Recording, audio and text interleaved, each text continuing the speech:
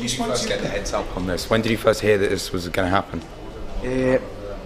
I just heard like rumours from people, and then, you know, I felt like I was being kept in the shade because obviously I've got a big mouth and that. So, you know, and then I said to my coach, is UFC Liverpool happening? He said, listen, I usually let you get away with murder, but this time I want you to keep it chum because it's happening and it's getting announced at the London event. And then when he done that, I just, you know, started punching walls and that, and just thingy, I just can't believe it. How fit are you right now? Like, you know, how much is it going to take for you to get back to 100%? I'm ready. In 10 weeks, you go. You know, people have seen me and they haven't seen me full armoury. They haven't. You know, I know I come from a Muay Thai background, but when was the last time you see me throwing a right kick or a left kick or, you know, put knees together and that? They're gonna see like the complete Darren Till this fight. They're just gonna see everything in 10 weeks. Honestly. You want Wonderboy next. Obviously, it's not confirmed and he hasn't accepted it yet. But what excites you so much about that fight?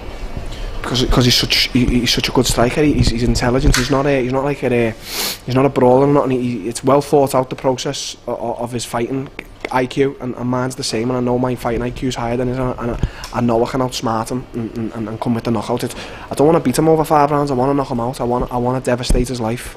Will you walk out to You'll Never Walk Alone? That is an option. I've seen it before, but just them drums get me, you know, kicking and going. I don't want to split the city up as well. You know, it's such a football city. You got Liverpool and Everton. I don't want to split the city. You know, the Everton fans, if they're going to be there, stand there like, oh, we have to listen to this. Everyone knows me trademarks. Phil Collins in the air and them drums at the Echo Arena. You know, honestly, it gets me like shivers right now. And is the UFC working hard to get the Wonderboy fight? Have they said they are? They said they're trying anyone in the top 10. Like, I know I don't listen. People say that people are scared to stand. I don't think anyone's scared. But I don't know why no one wants to fight. Like, I haven't rejected any fights, you know. People say that they're going to fight, got offer for London. No, many names got put forward and I just wasn't ready. But for now, like, you know, I've asked for Lawler, Masvidal. You know, I know that they asked him and he said he wasn't fit enough. We've got 10 weeks, so, you know, it's not really an excuse in my eyes.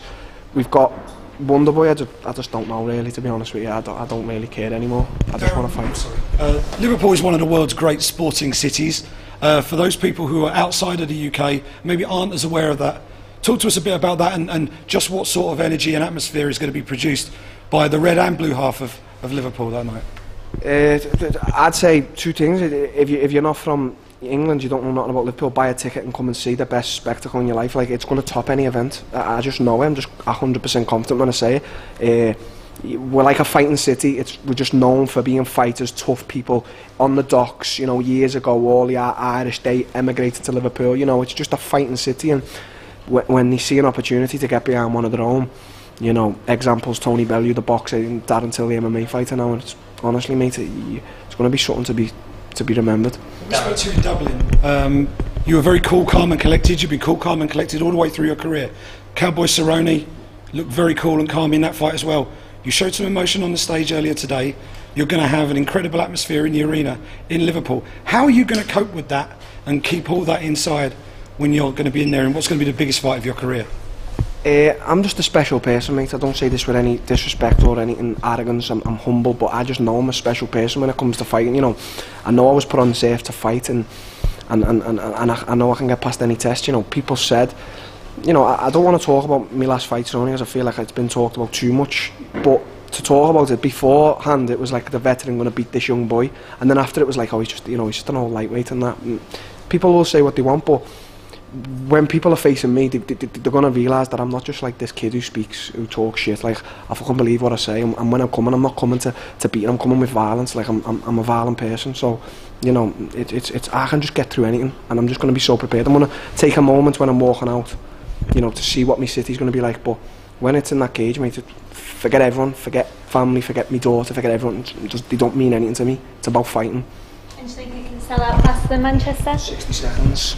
60 seconds. I'm telling you, it's going to be one of the fastest selling events ever in UFC. A lot of us were, you know, in Dublin in 2014, and it's why we kind of compare Liverpool to perhaps being another special night like Dublin. Where were you when that fight was going on back in 2014? Brazil changing nappies, I think. So I heard. I don't. You know, I'm not like, I don't watch a lot of UFC events, but I heard, and then I knew that Conor was coming up in the ranks and that they put him against Brandao. and then I seen the scenes when he finished Brandon, and I thought to myself, of Liverpool, like I thought, imagine if that could ever happen. And it's been a few years, mate, and last year, the 30th of October 2017, I posted a photo of the Echo on my Instagram, and now a few months down the line it's happening. I've made this happen. I've worked hard, and I've believed in myself. Anyone can doubt me, or you know what I mean? They can jump on this hype train and everyone's calling it, or they can jump off it. I could care less. Like, I've done all this, me. You spoke about your teammate Mike Grundy and your hopes for him to get the call up. You also mentioned CM Punk as well, and you kind of compared, him being in the UFC before someone like Mike Grundy. Kind of elaborate on that and what you think about someone like CM Punk being in the UFC. I'm not disrespecting him. You've got to have balls to jump in that cage. Like that is something you've got to have, and he has got them. It's no disrespect, but it's just this fake side of like MMA. It's like, it's all about money, and I talk about it. It's about money and this and that, and Floyd Mayweather coming to MMA. I just couldn't give a shit about all that. Like, and then I see a guy like Mike Grundy who's 5, 6, 7 years older than me, struggling to pay rent. He's got 3 kids. He's just had another baby. He's dedicated to what he does. He travels 40 minutes in the morning, 40 minutes in the night, just to train with me. He's 2 weights lighter than me, just to get punched. Just the shot, that's all he deserves. It doesn't matter if he gets into the UFC and gets 3 defeats. I couldn't care. Obviously I do, but he deserves the shot more than a lot of other people. For an example, CM Punk. CM Punk's sitting in a mansion somewhere with millions of pounds or millions of dollars. Michael Grundy hasn't got a £10 in his pocket. So I don't understand. That's why I hate that side. That's why I'll never ever do it for money. I couldn't give a fuck about the money. I love the nice things in life. But if you took all that away, it'd still be the same goal, legacy. Darren, there's people, you've been talking about, being frustrated that you haven't got a fight in so long. Does this not make it even harder? The fact that they're going to have to come to Liverpool and fight you? That makes it even more intimidating for a guy who wants to fight, You know what, mate? Fighters aren't scared. There's always this talk. He's scared of him.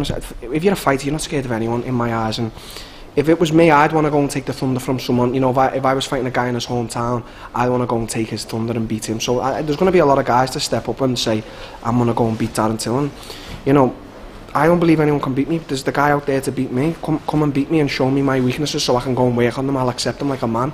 But right now, where's my fight? Wonderboy, he keeps on saying this and that, but at the end of the day, I'm 16-0. I beat everyone in Brazil. I was #1 in Brazil, and I've just come in the UFC and beat everyone. It doesn't matter what, if you say I've gone the distance, no one has beat me yet. So until then, it doesn't matter what Wonderboy says. I need to prove myself against other people. Give me my shot and let me prove myself then. Is there any chance the Champions League final the night before, if Liverpool got in? What would happen then? Would everybody would it ruin the event that everyone would? I just think there'd be more. I don't know. You see, this is what I mean. Like Liverpool people, they're scary. They're unpredictable. So I think it'd be a great buzz in the city. Also, in my eyes, the hero, the legend from Liverpool, Steven Gerrard, and I want to be that in fighting, combat sports. There's a lot of boxers there, obviously, but it's just this can't be put into words how I'm feeling. Darren, what does a roadmap to the title look like for you? Obviously, you get a big win in Liverpool. That's going to catapult you right up there. How long, how quickly, how many more opponents? I will be champion. I know I will be champion. That belt will be mine. But I'm not going to sit here and disrespect anyone who's worked hard enough to get into, a spot, a chance at the title or the champion. Sometimes I get tweets, people saying you need to just fight for the title. No, you've got to earn that right, and I would never sit here and disrespect the champion like that. He's worked hard all his life to get there. So, if I beat Wonderboy in Liverpool, I'm still not going to get on that mic and ask for that title. It's proper unlikely, because I wanna prove that I'm the best. I don't want to do a Colby Covington and just beat a few guys and then get to the title and then because he knows he's not good enough. I don't want to do that. I want to beat them all and then sit there with the title thinking, who's coming, who can beat me? I don't want a fast road to the title. That's not my mentality. I want to prove I am the best. And along the way, if I get beat, fucking so what? You're eyeing a fight with Wonderboy. Wonderboy's literally just done an interview with BJPen.com, and he said that his hand still isn't healed and he doesn't know if it'll be healed in time.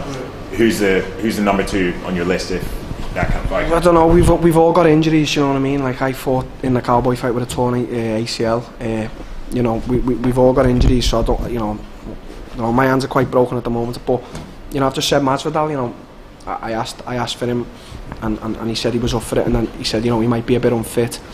You know, I understand, but he's a guy he wouldn't give two shits about coming to my own town to try and beat me, and he's not a guy who's going to come and, you know, quiver away. He's going to try and take my head off as I am going to do to him. So I've said Masvidal now.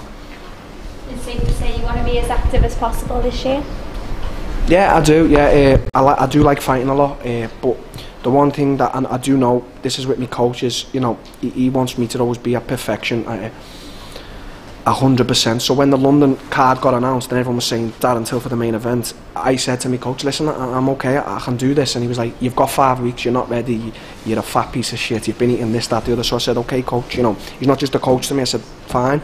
So, you know, I want to fight 3 times this year, 4 if I can, if I'm fit all the time. I just want to fight. The title will come. I want to be the best. Darren, since you're getting such a big prospect now, like such a big event in Liverpool for this, and it's not for a title, due to your links in Brazil, in a weird situation where maybe Dos Anjos does become the champion, what would you like to think about fighting him for that title in Brazil, as a guy who forged his whole professional career there?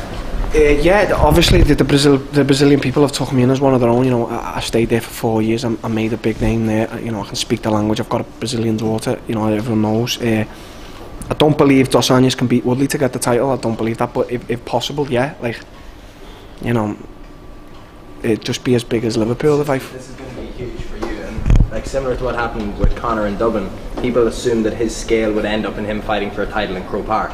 But is it realistic that you could fight for a title in Anfield? Yeah, of course. Listen, I'm sitting here now and the UFC is coming to Liverpool. They were meant to come 10 years ago when I was 10 or something. They were meant to come. I was 15, you know, for Terry, and they never came. And I'm sitting here now and they're coming. They're not coming for anything else, they're coming for me. You know, without sounding arrogant, they're coming for me. That is why Dana White has, you know, has asked for this and I've asked for it. And anything's possible. Anfield, 56,000 people. And I know, do you know what, confidently again, I could sell it out. I know I could. It's not even, that wouldn't even be a worry. How much of an inspiration would, how much of an inspiration have the previous generation of Liverpool fighters, Terry Etim, Paul Sass? How inspirational have they been to you as you've gone on in your career? Well, I came into Team Carbon when at that point it was the best gym in Europe, considered. They had 6 UFC fighters, they had Terry, they had the Paul Sasses, Paul Kellys. You know, and I just came in and I was a piece of meat. You know, they tried to break this young 17-year-old kid, and I was like, you're not going to break me. I'm going to be the top dog in here soon. And you know, I looked up to them every day, getting special tuition from Colin, and I was like, one day I will get that. You know, at the time I was on tag. I could only train them all. I was on a tag from the police 6 months, and I could only train them all. And I was like, one day you're going to see, one day. And you know, now it's not even. I'm not fighting in the UFC. It's coming to my hometown. Have you spoken to Dana about this yet? What did he say about UFC Liverpool? I messaged Dana and he spoke to me. He was meant to like call me and that, but I was speaking to Mark before, and Mark just said like he's just over the moon. That's what he wanted, that event there. You know what I mean? Like Terry was one of Dana's favourites. You know what I mean? Like he loved Terry's style, and you know, I hope Dana likes the way I fight and whatever. And he's buzzing and I'm buzzing, mate. No matter what happens from here, I've made history in my hometown. Doesn't matter what anything. You know, as I say, when I'm dead and gone, and I've got kids and grandchildren, and their mates are going to say, oh, was your dad, was Darren Till, or your... And yeah, he made history at the Echo Arena. Darren, we all know that you know, you left Liverpool to go to Brazil. We all know the story. So is it a little bit surreal that it is you that is bringing the UFC to Liverpool, given your history with, you know, leaving and coming back? Yeah. I've never fought professionally MMA in Liverpool, so yeah, like I've left. You know, I was like this 17-year-old talented, you know, I used to work hard kid who's got into trouble. You know, I ended up in the, everyone knows the story, I ended up in the hospital and nearly died, getting stabbed. And now to come back and the whole focus just be on me, like no one's going to be thinking about my opponent. The eyes are on me, you know, saying it humbly and without sounding arrogant. That is my event, that is my moment. It doesn't matter if I go on to do anything, fight at Las Vegas or whatever, which is dreams as well, but that, nothing can top it at 25, you know. I got kicked out of 3 schools, and I always remember just defying everyone, my mum and everyone, saying, listen, don't tell me what to do, I'm going to be a fighter and I'm going to be a top fighter. And now, 25, it's never been done and I'm doing it. you know, I can't take it all in enough. How are you going to hook up all your friends and family with tickets? Because they're going to be...